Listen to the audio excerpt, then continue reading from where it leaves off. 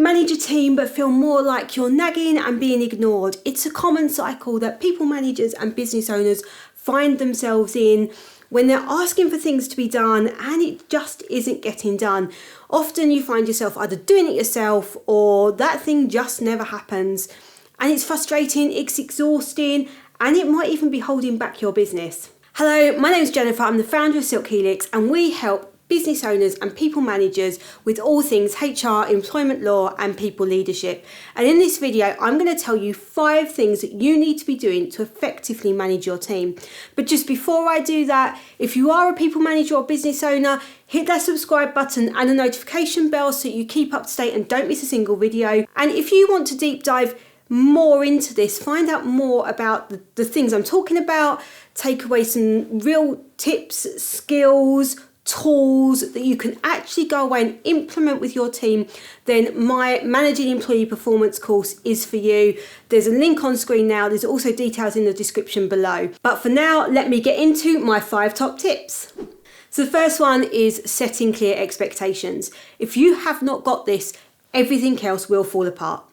For 2 reasons. One, if you don't set clear expectations, people are not mind readers, they are not going to be able to achieve, they're not being set up to achieve.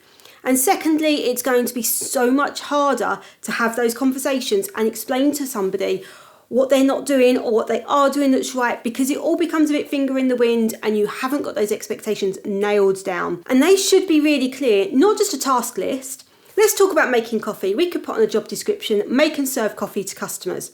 But if you're the Ritz, you want it done one way. If you're McDonald's, you want it done a completely different way. So you need to go into that detail. You need to make it really clear what's expected in your business. Number 2, provide the right support. Make sure that your team have got the resources they need. Make sure they've got the training that they need. They know how to do things. Make sure that you're providing them with the right type of equipment to actually do the job efficiently and not leave them feeling frustrated. Make sure that you remove barriers or you put things in place that are going to help them to achieve it, because ultimately all of this helps your business.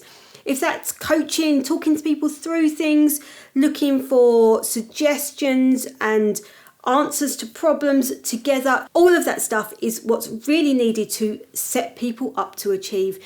And not all of it in one go. You're not going to need all of that every time, but look at what is it that people need and want, and consider individuals as well. So one person may need training, somebody else may not. That's absolutely fine, but make sure you are setting people up and giving them the best opportunity to achieve.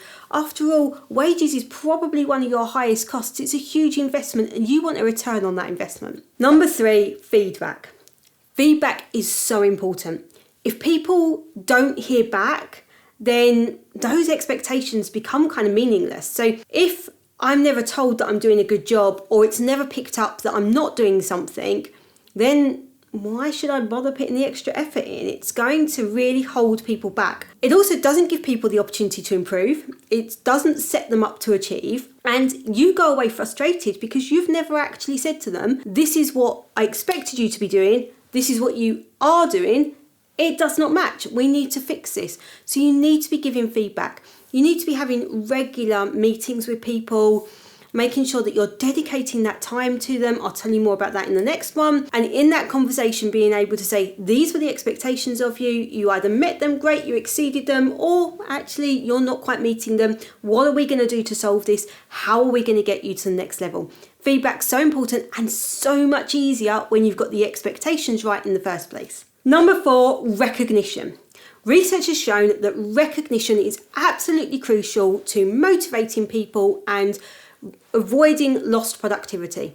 When people don't feel recognised, they don't feel valued, they don't feel like they are working as part of one team, they lose alignment to the goals of the business, it increases burnout, it increases stress, which results in absence, people leaving, which costs you money because you've got to replace people. It's bad for business not to recognise your team. And the first place to start with this, as I mentioned in the feedback one there, is about having one-to-one meetings with people, having dedicated time set aside regularly that people know to expect and they can reliably expect it to happen. Make sure that you give people that time. It does 2 things. One, it allows you to recognise and value people. It tells people that they're important enough for you to make dedicated time for them. And it allows you to give feedback in those conversations as well. It also allows you to set expectations. It's got that time where you can do all of these things. You can also listen to them.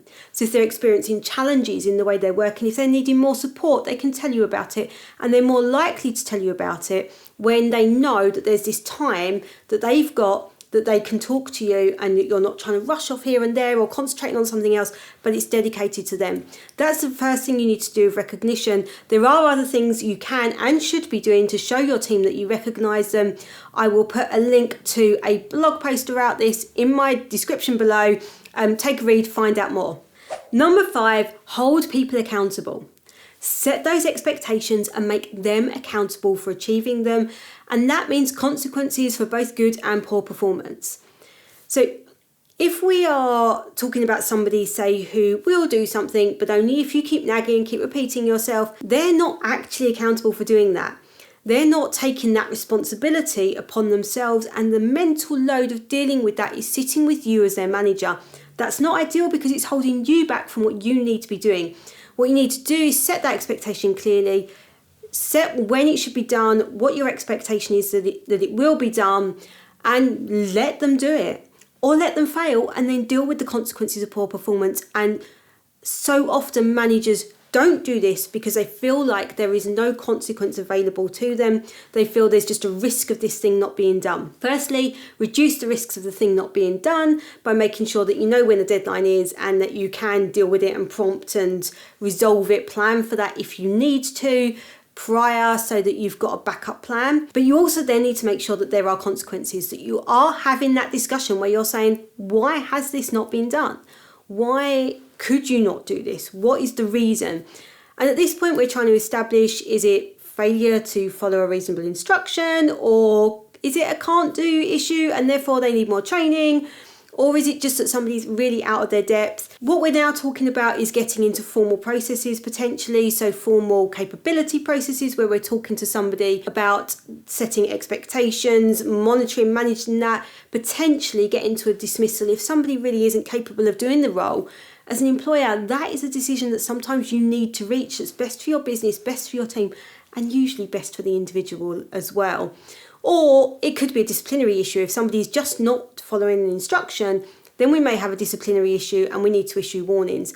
But the only way that we can issue formal warnings or get to a dismissal point, particularly if someone's got 2 years of service, is to follow that formal procedure.